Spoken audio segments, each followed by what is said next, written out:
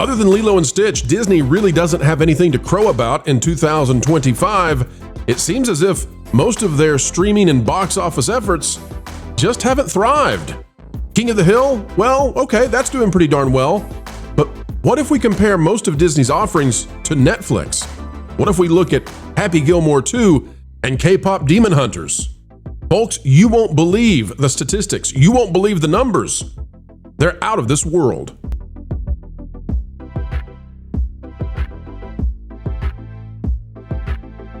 It is a beautiful day, folks, and we're so happy that you've come our way. Welcome back to the Pro Channel, where once again, we're explaining entertainment, keeping you ahead of the culture curve, and giving you yet another video of pure excellence. Folks, only click the like button. That's what we need. Just that alone, and let's go, let's go, let's go. Taking a look at the huge success of Netflix, YouTube, and, well, maybe not so much Disney. All right, ladies and gentlemen, take a look at this. Disney has been knocked out by Netflix, and it is in no doubt whatsoever. Mac, at Now It's Known, a tremendous source, has sent us this. Says, still on trajectory. This line right here is K-pop Demon Hunters. It is doing something that I don't believe we have ever seen before. It opened slowly, and then it has accelerated and continues to accelerate. Not the first week, not the second week. Folks, we are in week number 7, and K-pop Demon Hunters continues to absolutely explode. Now, over 150 million cumulative views, and it looks like it's going to take down Red Notice. That is amazing. But folks, what if I told you there's even more? Guess what? We've got the top 10 movies for Netflix Global through August 3rd. Happy Gilmore is actually beating K-pop Demon Hunters, even with those kinds of numbers of success. Happy Gilmore 2 has 40.8 million views. And K-pop Demon Hunters has 26 million just in that week alone. Just in that week alone. These are insano numbers. If we go to what Nielsen has, Nielsen, the most recent they have, which, come on, Nielsen, you got to get faster. Through July 6th, which I believe is one of the first weeks that K-pop Demon Hunters was out. It's sitting, these are in the millions. It's sitting at 720,000 minutes watched, okay?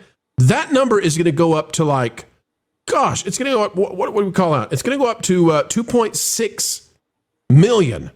So you're going to see it go to 2,600 in the future. And it's not going to be number 1. But you know what's amazing about this? If we're looking at Nielsen right now, what do we all notice about movies? This used to be dominated by Disney. Where is Disney? It's Heads of State, Prime Video. Then it's Netflix, Max, Netflix, Hulu. Hey, there's Hulu with Independence Day on the 4th of July. It's like the saddest way possible Disney got on the list. Netflix. From what year? That's the other thing. Yeah, from 96. If you go to acquired, Disney's on there with Bluey, and I guess since Hulu's going to be devoured by Disney, we'll count Family Guy and what do we got here? Grey's Anatomy, Whoopi. If you go to original, Disney Plus makes it with Ironheart in 7th place on a lackluster week. Squid Game, by the way, if you want to see what success looks like, Squid Game nearly hit 3 million minutes watched, and Ironheart had 536,000. So, yeah, about 1/6. Overall, Disney Plus appears one single place, and that's Bluey, unless you want to count Hulu, which I guess we'll have to. The Bear in 7th, Bluey in 8th. So that's the situation right now. We are watching the domination, truly, absolutely 100% with K-pop Demon Hunters, and then also with Happy Gilmore 2. Guys, these are the phenomenons that are happening right now. It isn't Fantastic Four. It's not Elio. And honestly, I know Lilo and Stitch made $1 billion, and that's fantastic. It's not really about that or Superman. I mean, Happy Gilmore and K-pop Demon Hunters are the movies of the summer. That's crazy. I mean, I would have never thought this, but they've exploded. Netflix is dominating. Guys, what do you think about this? And is this, I guess, the first summer where we say streaming is bigger than the box office for films? It's coming. I mean, this is the first, I think, of the change that we could be seeing down the barrel of the movie theater culture. Superhero flicks are going away. What we've seen and what we've experienced for a long time, that is going to change. Fantastic Four's failure at the box office and Happy Gilmore 2's massive success on streaming is the final scale, at least in my prediction, for what we're going to be seeing in not only for just superheroes and streaming films, but especially for the summer season. We are going to see a lot of things changing over time. And something interesting with the Adam Sandler movies is, for the most part, as far as I'm aware, they're mostly on budget. So they cost very little to make. Yeah, they cost very little to make. They could be filled with cameos when need be, but it doesn't have tons and tons of post-production work requirements to make these films. And Sandler seems to be putting out good enough product that keeps bringing back viewers. So it'll be interesting to see how that progresses into the future.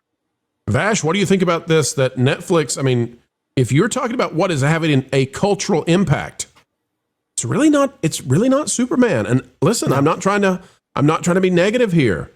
It is K-pop Demon Hunters and Happy Gilmore 2. That's what people are going to remember from the summer of 2025. Oh, absolutely. I mean, the what's really been influential, especially with that youth-oriented demographic, I'm talking like in the 20s or so, has been, I think, well, honestly, animation or anime as released by Netflix, and even Hulu to a certain extent right there, Crunchyroll and so forth. K-pop Demon Hunters, no surprise at all that has really turned into I guess there's some surprise that it's been turned into a massive juggernaut, but at least in terms of the success that Netflix has had, they've honestly had historic success all over the place with a lot of the content that they produce. They just have a way of really of understanding the zeitgeist, understanding what they want, what they crave, and delivering it to them. You know, I mean, I hear it all over the place. It's Star Wars and Marvel. It's like, those are yesterday's franchises. Those aren't necessarily my franchises coming from, Generation Z and Alpha and so forth. So you're out of multiple. How did you get out of multiple generations? What do you mean? What? You just said that you're out of Gen Z and Gen Alpha. How'd you do that? No, I'm not out of them. That's what I hear out from them. You've got your ear. You've got your finger to the pulse of the youngins. And that's why we ran the influencer story on that Podplays, actually, because it was like, these are the celebrities of today. I mean, there was just crazy response from people actually at Disneyland to actually track down those influencers. But I'm like, these are the modern celebrities.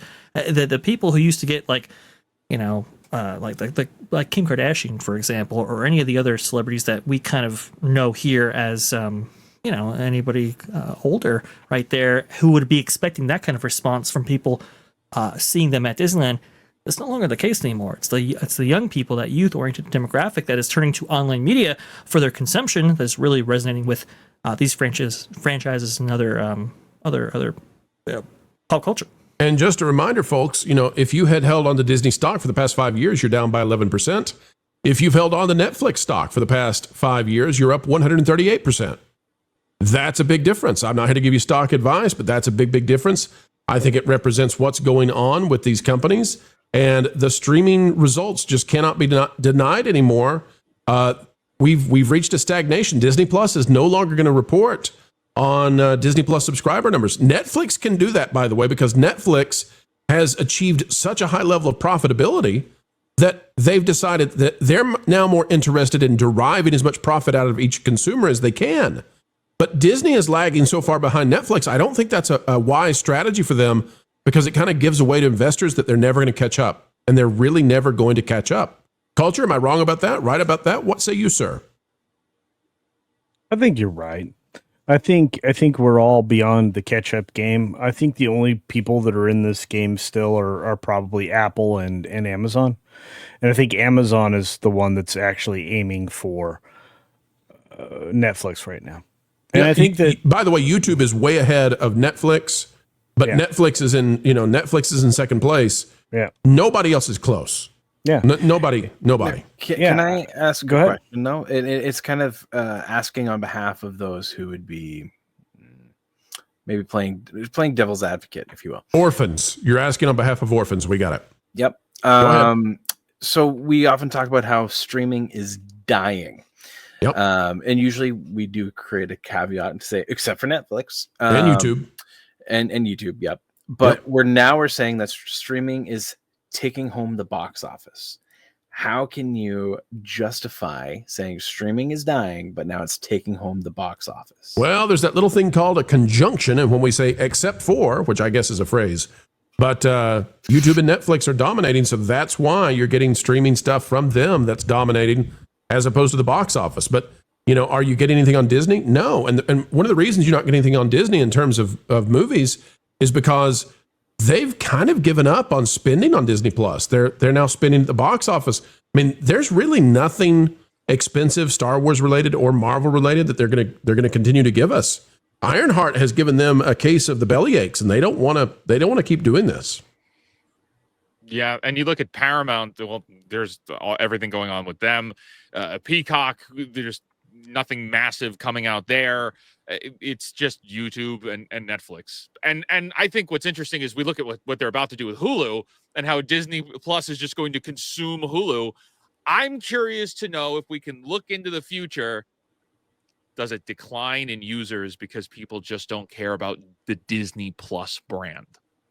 Well, that's why they're merging Hulu and Disney Plus together, because they got to get those Hulu subs. That's the only way they're going to lift Disney Plus up above where they currently are, and where they currently are is fighting off Paramount Plus. Disney Plus is probably losing right now to Roku. I mean, let that sink in. They hide the numbers pretty well, but it's probably losing to Roku. And probably losing to Tubi. In terms of operating income as well, I mean, it's just nothing. I mean, even with this latest quarter right here, DTC only added $0.3 billion right there. I mean, it's absolutely nothing. It's a joke.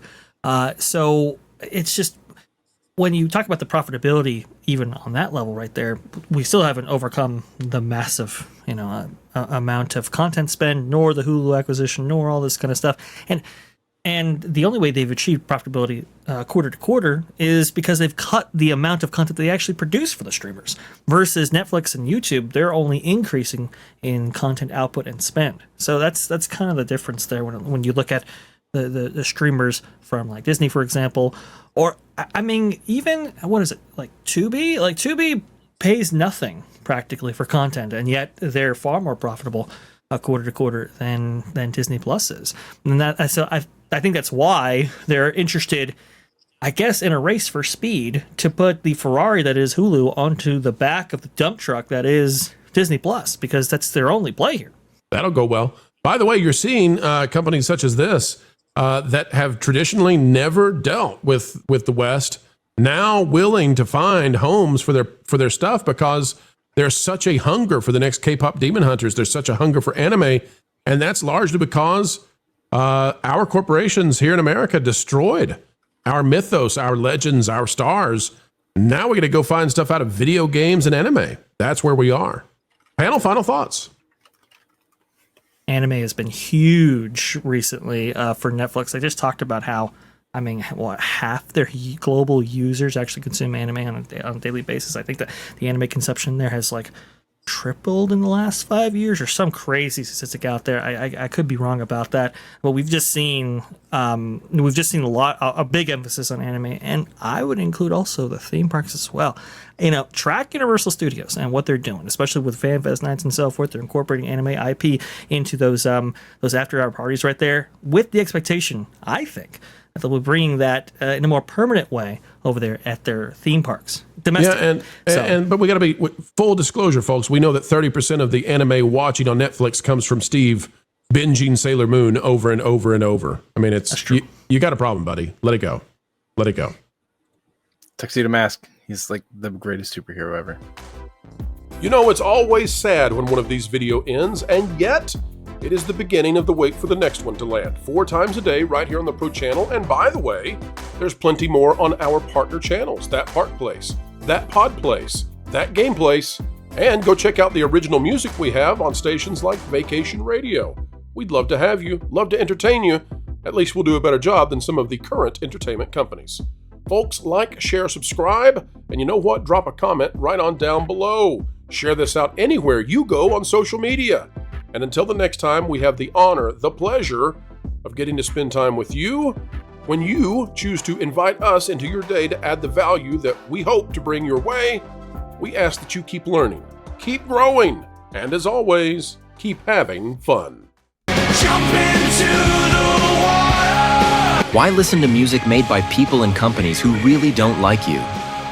Check out Vacation Radio today and prepare for all new content made by the people behind the WDW Pro Channel. It's the place you need for all the music. That should be fun. Want it all, so I give them cannonball. Yeah! Hundreds of songs, every genre you can imagine. Listen live on YouTube and enjoy a set list that's always sunny. It's Vacation Radio. Arizona.